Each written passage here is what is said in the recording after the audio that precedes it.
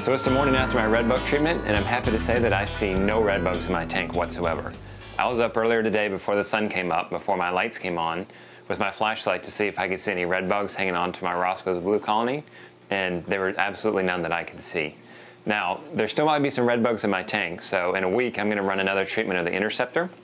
But for the next week, I'm excited to see how my corals are going to color up. I'll be watching that Roscoe's blue colony really carefully to see how it does in the next week. And I'll be excited to see how my other corals react, because you never know where there might have been a red bug or two on them that I couldn't see. So after your interceptor treatment is complete, there are a couple key things that you're going to want to do with your tank. Number one, do a large water change. I took out 25% of my tank volume. If you can do more, absolutely do it. That'll help pull out as much of that medication as possible. Number two, run a full load of carbon on your tank.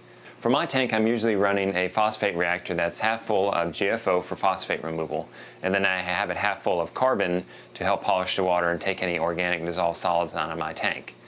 Now, in this case, since I just did the interceptor treatment for the red bugs, I'm going to run a full cartridge of carbon today for the next 24 hours. Tomorrow morning, I'll go back to 50% GFO and 50% carbon. But for now, it's full on carbon to help remove that medication. And finally, you're going to want to turn your skimmer back on. So connect your air line back to it again, and then start skimming wet.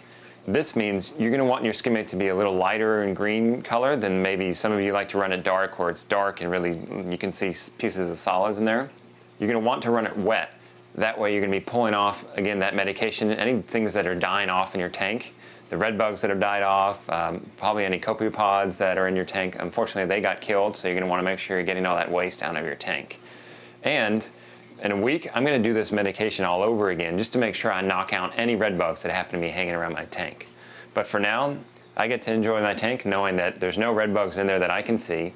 I get to watch my corals color back up, and then in a week, I'll just give them that 1-2 punch to absolutely make sure they're dead.